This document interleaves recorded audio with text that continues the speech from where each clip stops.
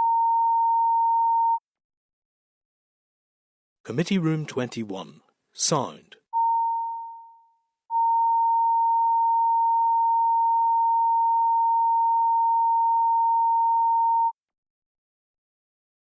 Committee Room 21. Sound.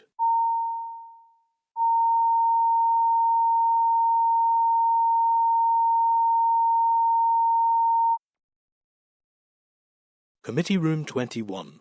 Sound.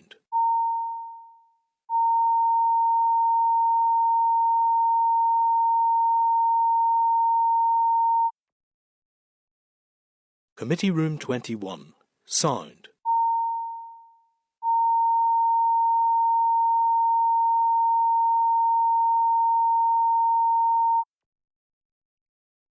Committee Room 21. Sound.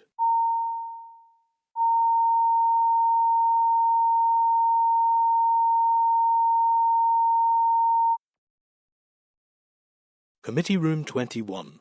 Sound.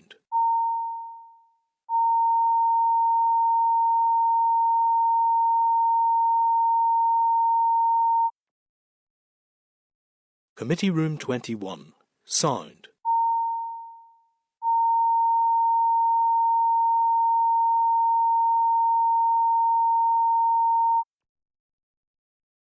Committee Room 21.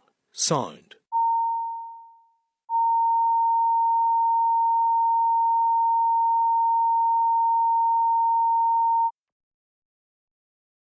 Committee Room 21.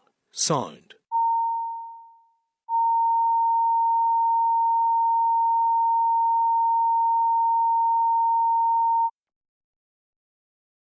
Committee Room 21. Sound.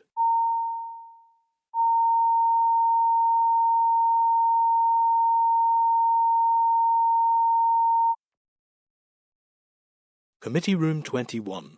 Sound. Committee Room 21.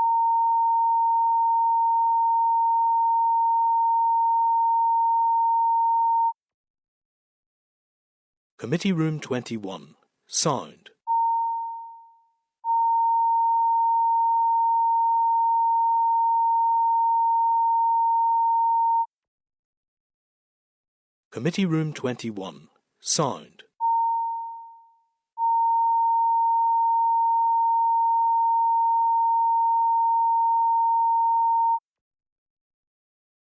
Committee Room 21.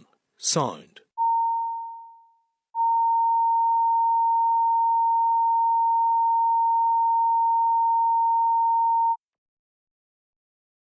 Committee Room 21. Sound.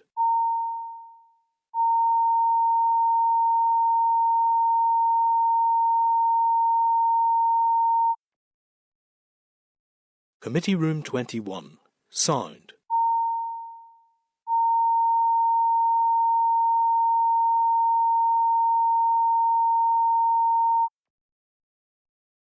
Committee Room 21. Sound. Yeah, 5. Okay, thank you. So we're now moving to agenda item 6, which is the oral briefing from the Department on the SL1, the Waste Fees and Charges Amendment Regulations, Northern Ireland 2025. I refer members to pages 46 to 58 of the pack for this item. That is the SL1, the Waste Fees and Charges Amendment Regulations, Northern Ireland 2025. Members, the Department intends to make a statutory rule to bring into effect the annual uplift to the Northern Ireland Environmental Agency Waste Charging Scheme for 24-25. Members, the rule will be laid before the Assembly under the draft affirmative resolution procedure, and it's anticipated that will come into operation in January 2025 or as soon as possible hereafter. This agenda item is being recorded via Hansard. Members, in line with the polluter pays principle and the principles of managing public money in Northern Ireland, MPMNI, the NIEA recovers 100% of its costs in relation to its functions as the regulator of waste activities in Northern Ireland, largely through fees and charges. The proposed SR amends the relevant regulations to give effect to these specific charges by uplifting the relevant fees and charges. As the increase in fees for 24-25 is higher than the standard inflationary measure, therefore the regulations are to be led by the draft affirmative procedure, and I am sure that the officials will explain that in their briefings. So members, I'm going to welcome the following officials to brief the committee and answer any questions after the briefing. We have Mr Colin Green, the Assistant Director of ERPD, and Mrs Connell McDowell of who is the head of branch waste legislation, I believe. Yep. Okay. Thank you very much. And if you would like to start with your briefing. Thank you. Thank you. Mr. Chairman and committee members, thank you for the opportunity to come here today and provide you with a short summary of the information contained in your briefing pack relating to the proposed Waste Fees and Charges Amendment Regulations Northern Ireland 2025. The Northern Ireland Environment Agency, hereafter referred to as NIEA, operate an annual charging policy for the regulatory activities. The charging policy covers 8 separate charging schemes, of which the Waste Management Charging Scheme is one. And the Waste Management Charging Scheme requires legislation to be laid to make it operational. The NIA charging policy is governed by the principles of managing public money in Northern Ireland and operates under a full cost recovery model. This means that the agency charges operators of regulated activities the full cost of those regulatory activities and that they are not subsidised by the taxpayer. The fees and charges covered by the charging policy are uplifted annually. They are normally uplifted by the GDP deflator figure issued by Treasury in December each year. However, the policy allows for the Department to apply any other mechanism as deemed appropriate to ensure the maintenance of full cost recovery, thus preventing any departmental losses. After analysis by the NIA Finance Branch, it was agreed that the fees and charges for 24-25 should be uplifted by 9.5%. This covers 2 separate and distinct payroll years with different rates applied and includes associated employer pay costs. And this uplift applies to the schemes in the NIA charging policy for 24-25. Had the agency used the 24-25 GDP deflator figure of 0.8% as issued by Treasury, the agency would have lost an estimated $1 million in fees and charges across all the charging schemes, and this would have had to be paid by the public purse. Normally, the statutory rule required to bring the Waste Management Charging Scheme into operation each year is laid by negative resolution. However, these regulations are made under Schedule 4 of the EU Withdrawal Act 2018, which stipulates that the regulations will be subject to the draft affirmative resolution procedure unless they are only altering a fee or charge to reflect the changes in the value of money. Therefore, because the fees and charges are being uplifted by using a figure that is not a standard inflationary measure, the Waste Fees and Charges Amendment Regulations Northern Ireland 2025 are required to be laid by draft affirmative resolution. So, if you have any questions, Colin and I will be happy to answer where possible. Thank you so much for the papers and the presentation. Can I ask just a couple of short questions, if that's okay? Obviously, this is because it's draft affirmative. It gives us another chance to discuss this. And what is the comparator fees and fines in the rest of the UK at the moment, for the comparative years? I don't know fully, but I understand that the guidance which insists on full cost recovery is statutory and applies throughout the UK, so they will be under the same obligation to apply full costs. And not that this relates to the piece of legislation we have here, are other agencies in other jurisdictions also based on cost recovery for the running costs, as has been alluded to at the start here? So it's the same model of cost recovery for NIEA, or the similar body in each of the jurisdictions? Yeah. Okay, thank you. Members, any other questions for the department in regard to this? No. Sir? No? Okay, thank you very much. You'll probably never get a shorter session than that. Thank you, Carmel, thank you. No, that's it. Okay. Thank you. So just checking online. No, Nicola hasn't indicated either. No, we're good then. Okay. Members, as the procedure is draft affirmative, there will of course be the debate in plenary. And if there are no other comments to make, are you content that the committee supports the SR as drafted in that debate? Yep. Thank you very much, members, and thank you very much for your presentation today and your time. Thank you. Thank you, committee. Thank you very much.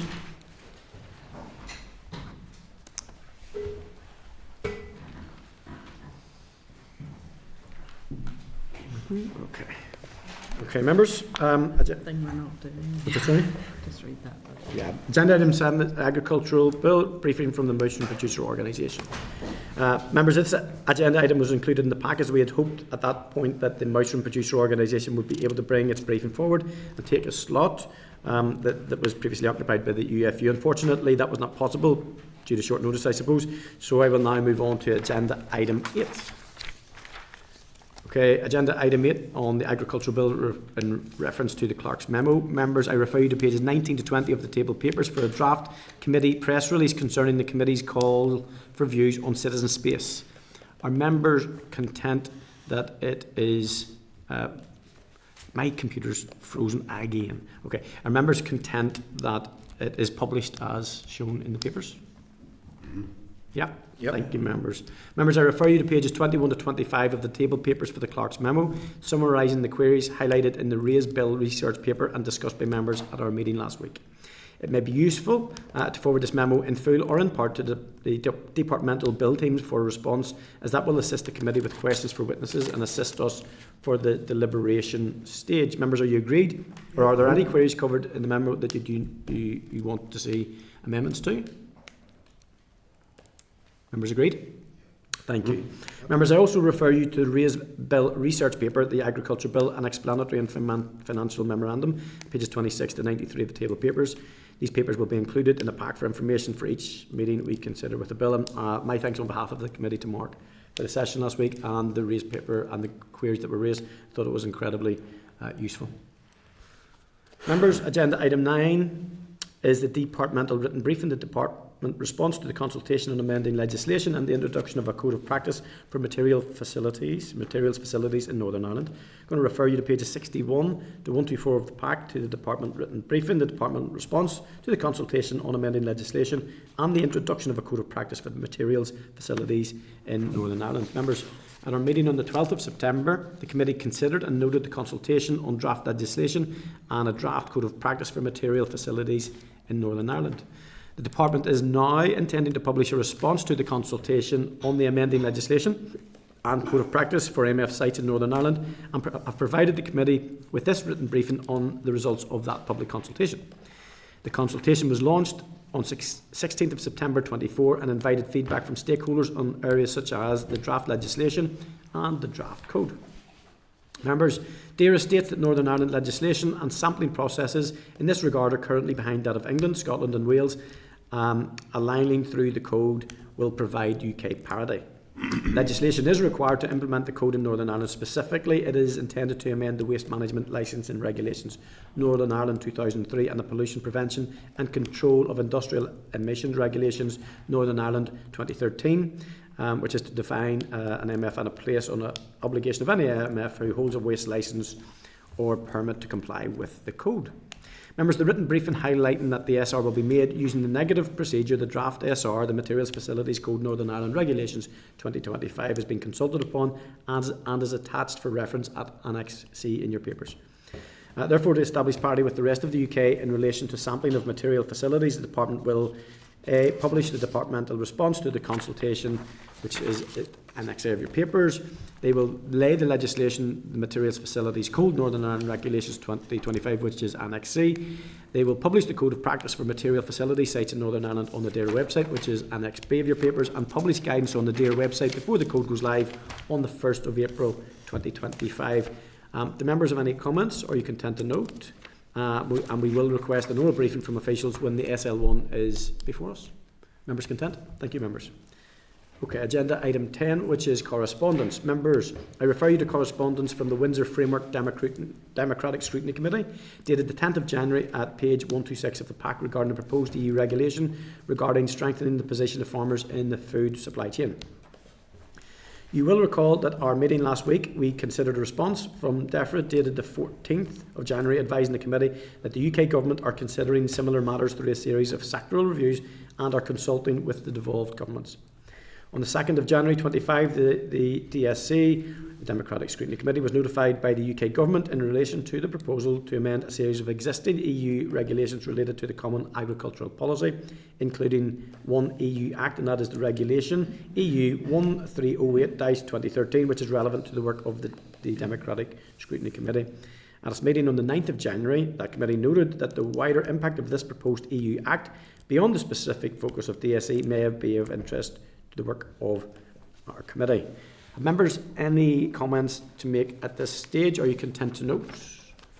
And we will return to that as it develops. Thank you, members. I refer you to an invitation at page 127 of the pack from the Safeguarding Board for Northern Ireland to a conference entitled A System to Support Our People Embedding a Trauma-Informed Approach.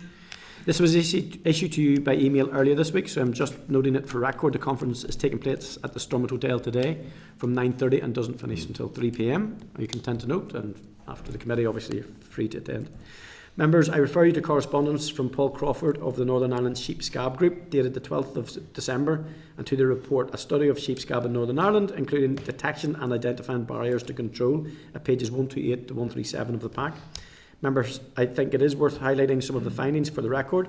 Sheep scab is a notifiable disease in Northern Ireland and is caused by an allergic reaction to fecal antigen produced by a highly infectious surface living mite. Mr Crawford has undertaken a one-year research pilot project with an aim to gather evidence about the disease in Northern Ireland and barriers to its better control, and also to inform future control programmes. He states that the industry is seeing the disease in flocks more frequently than in the past, and that the various agencies were not acting to control it. Members, in the report, scab was identified across Northern Ireland with heavy infestations in some areas, and the report states that if not dealt with in a coordinated manner, it would continue. Evidence was found that some of the limited number of treatments authorised for the condition were failing to cure scab in some flocks. The research revealed that farmers were appreciative of the one-year programme and called for a national version, and showed a willingness to part-fund such work alongside state support. Members, Mr Crawford believes that Northern Ireland sheep and farmers have been left behind, and highlights the national programme in Wales, funded in part by the Welsh Assembly, alongside farmer contributions. It is now in its second year, and hundreds of thousands of sheep have been treated. In England and Scotland, major regional programmes have been undertaken or are ongoing. Members, he asserts that the sheep industry in Northern Ireland is ready to step up as they have to take the scab control forward, but it requires political intervention. Mr Crawford states that the sheep scab order will also need updating, and ongoing support from DAERA would also be required to trace animal movements, so that action could be taken where an outbreak is detected. And finally, he states that to enhance environmental protection, systems to facilitate disposal of sheep dip would be advantageous, as currently authorisations to dispose of dip can take months to be processed. Members, Mr Crawford is happy to brief the committee. Do members have any comments? Do you wish to arrange a briefing with Mr Crawford, or forward this letter and his research to the department for a response first? Members, any particular views? I think that would be very useful. I've met him in the past, a couple of years ago, and found him very informative. Yep. Okay, are we content then to arrange a meeting in our forward work plan, and then at that stage we will forward a response to the department, having taken further discussions face to face? Okay, Thank you, members. I really appreciate that. Okay, members, item 9.4, refer you to an invitation at pages 138 to 139 of the pack from the Dairy Council of Northern Ireland to a conference entitled Dairy Shaping the Future. Further details of the conference can be found at page 104 of the tabled papers. The conference takes place on the 5th of February at the Denadry in Antrim. Unfortunately, I can't attend. I have dairy commitments, but if members of the committee are thereabouts. South Antrim, John, I think, yes. Hopefully, I would love to have went to it, actually, but I just can't. So my apologies have been sent, and anybody, please do take up the opportunity. Members, I refer you to correspondence received from the Canine Breeders Northern Ireland, CBNI, dated the 14th of January at pages 140 to 141 of the pack, regarding the Minister's recent announcement in December on animal welfare reforms. CBNI is an industry body representing dog breeders, and state that they are proud of their leadership in improving dog welfare and fully support better enforcement against and the ending of unlicensed dog breeding facilities. They expressed concern that the CBNI was not included in the consultation process to date, despite assurances from the department. They assert that as their members are fully compliant and regulated, CBNI are primary stakeholders in any legislation involving dog breeding. They state it is important that the public have the opportunity to source a pet from licensed, regulated breeders, otherwise dog breeding will go further underground. They have requested to be formally included within any further working groups or stakeholder groups and asked for the committee's assistance in that regard. Members, have you any comments to make, or are you content to write to the department in support of the CBNI being included as a formal stakeholder by DAERA going forward, and to query the rationale for the seeming oversight to date? Is that fair enough? Yeah, it may just be an oversight. Okay, thank you. 9.6 members, I refer you to your clerk's memo from the clerk to the Committee for Finance dated the 17th of January at pages 142 to 144 of the pack, and copies of draft budget 25-26 fact sheet and the budget improvement plan roadmap at pages 145 to 154 of the pack. This is in relation to the draft executive budget for 25 to 26 and the budget sustainability plan. Members, the fact sheet and plan will be helpful to the committee when we get a further briefing from officials on the draft 25-26 budget. At its meeting on the 15th of January, the Committee for Finance received a briefing on the draft executive budget 25-26, which is currently out for consultation until the 13th of March, as well as further briefing on the executive budget sustainability plan, which was published in October 24. It was agreed that it should be brought to the attention of other committees and members can read at their leisure. Members, the briefing focused on the draft executive budget 25-26 and the budget sustainability plan. Regarding the draft executive budget of 25-26, DOF officials described the budget situation facing the executive in 25-26 as incredibly challenging, and it does not meet the bids made by the departments.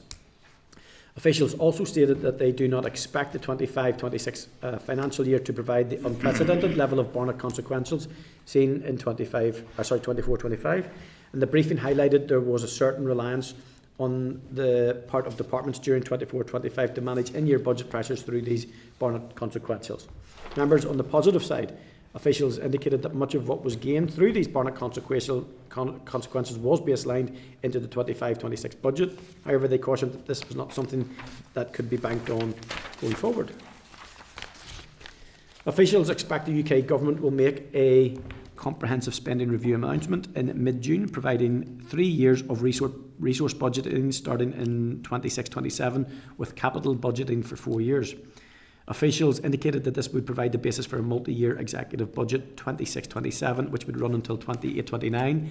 Whilst I would absolutely love to see it, I won't be holding my breath, but I'm sure members here would be unanimous in hoping that that happens. Members, the budget sustainability plan covers the following elements: the process to deliver a balanced budget in 24-25, the process to deliver a balanced budget following completion of the next spending review, an assessment of the existing in-year monitoring process with consideration given to the Fiscal Council's improving transparency of in-year monitoring publication, an assessment on the sustainability of funding of executive policies, an assessment of how the executive will raise at least 113 million in additional income from 25-26, and how budget management tools could be used to deliver a balanced budget. Officials have indicated that the £113 million of additional income has been achieved and is likely to reach around £140 million following planned rises in the regional rate of 5% for domestic rates and 3% for non-domestic rates. Members, as part of the Budget Improvement Plan roadmap, the Executive will seek to link Programme for Government priorities to the budget 25-26. Officials indicated that the departments are working on the production of 5-year business plans to represent a baseline picture of departmental strategy and budgeting. Officials hope that the plans will be accompanied by rough high-level budgeting. Members, have you any comments, or are you content to note this information from the Department of Finance and to pursue further with DAERA officials in due course? Happy to know. Thank you, members. Members, I refer you to correspondence dated the 20th of January received from David Burley of Fish and Tackle and Bait Limited, page 95 of the table papers. Mr Burley has expressed disappointment at the decision to cut overtime support for the Erne Pike Classic and the Classic Fishing Festival in Fermanagh, and is calling for the decision to be reconsidered. Mr Burley believes that the events are highlights of the angling calendar, also vital to the economy and cultural identity of the region. Mr Burley wrote to the committee previously seeking support for additional overtime for industrial staff who helped to implement the events. After consideration of his letter at our meeting on the 12th of September, the committee did write to the department encouraging it to support these events with the necessary DAERA staff. Have members any comments to make or wish to write in support of the matter? I know that the matter was raised in member statements this week as well. Yes. Has anybody any comments to make on that? Are we content that the committee... Is Anya there? Would give. Anya's not on, I don't think. I'm sure he's written to everybody this matter. Yes, there's a couple of... There's another gentleman to who's be fair written to them, he's made his point and made it well, so I would support any endeavours to raise this with the department. Yeah. That's Enough, yeah? Chair. Yeah, okay, so the... Chair, if we are applying to it, it might be worth noting that you'll recall that we had a request from from Anna and Oma Council for a meeting, which is around agri and rural issues, understandably, from the relevant committee there, but I had also requested that meeting to be extended to include matters around the public Anglican estate in the Erne. Yes, that's right. And for information, both Upper and Lower Lough Erne are part of the public, in their entirety, are part of the Deira public Anglican estate, so that's worth noting. Excellent, no, thank you, John. You're very, I'm not saying you're not useful in all parts of the debate, but in these ones in particular, you do have a particular set of skills, as Liam Neeson would say, you know. Okay. And we will hopefully be discussing that with. Brilliant. Thank you very much, members. Appreciate that. I refer to the Clerk's memo dated the 17th of January from the Clerk of the Public Accounts Committee at pages 96 to 97 of the table papers, and the PAC Traffic Light System Report at pages 98 to 99 of the table papers. Members, at its meeting on the 16th of January 2025, the PAC reviewed its primacy over the NIAO reports published up to the 31st of December 2024. As a result of this, the committee has provisionally agreed its 8th inquiry will be on managing the school's estate. I wish them the best of luck with that. Furthermore, the PAC will retain primacy on a number of recently published reports pending further consideration of these topics, and details are included in the Traffic Light System Report. The PAC agreed to release the Water Quality in Lakes and Rivers report, as it no longer holds primacy over this report, it suggests that the committee may wish to consider it as part of its programme of work. And this is certainly something in my time in the committee we have visited a number of times. Have any comments to make, and are you content to note? Thank you, members. Okay. Members, I refer you to correspondence dated the 20th of January, pages 100 to 102 of the table papers from Valerie Hodges, the Chair of the Ulster Beekeepers Association, UBKA, regarding the demise of the Deira Bee Inspector Service.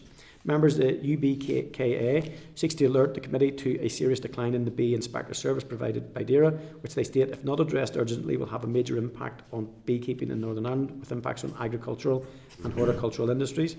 The letter states that since December, the Deira Bee Inspector Service now has no dedicated and trained bee inspectors in post. The Bee Inspection Service plays an important role in inspecting hives with suspected diseases such as European or American foul brood, both of which are notifiable diseases, and leading the work in containing an outbreak. Members, they state that the issue has been developing over a period of time, which extends to more than 2 years, and the association has corresponded with Deira, urging early action ahead of a potential decline in service, but sadly to no effect. The letter also notes that the bee inspectors are an important part of the NIEA's contingency planning to address any incursion of Asian hornets into Northern Ireland. They refer to a loss of bee inspectors in 2009 in Scotland, which was accompanied by a serious outbreak of European foul brood in Tayside and Fife.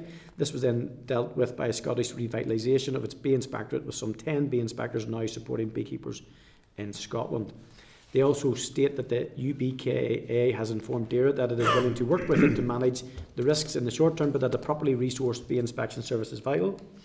Mrs Hodges has indicated that the association would be pleased to brief the committee on this matter. Have members any comments to make, or do you wish to schedule a briefing as soon as work allows? Yep, content. And just to let you know, there is honey available in the shop at Stormont. Other brands of honey are available in other shops, but we do have bees in Stormont, and we do need to look after them. 9.10, members, I refer you to correspondence from Mr McCann dated the 21st of January, pages 103 of the table papers, regarding a complaint of dog mess in his local area. The correspondence highlights the dangers that dog mess pose to children, as it can contain roundworm eggs, which can cause stomach upset, sore throats, asthma, and in rare cases blindness. He has asked what action can the Minister take to address this problem, as he states that small signage and random patrols are not working. I believe it is local councils members who are responsible for enforcement in this regard. I propose we forward this correspondence to the Committee for Communities and also to Solace ANI, and we could, as a courtesy, send it to the Minister, but it's with his varies, if that's okay. Okay, thank you, members. Agenda item 11, the forward work plan, members. A draft forward work programme can be found in table papers at pages 104 to 106. Do members have any comments, or you agreed that it is published? Probably enough, yep. Yep, thank you, members. Agenda item 12, any other business? Does anyone have any other business that they want the committee to deal with? Nope. Nope. Members, the date and time of the next meeting. Our next meeting is on Thursday, the 30th of January, 2025, in Parliament Buildings at 10 a.m. Thank you, members. Committee Room 21. Sound.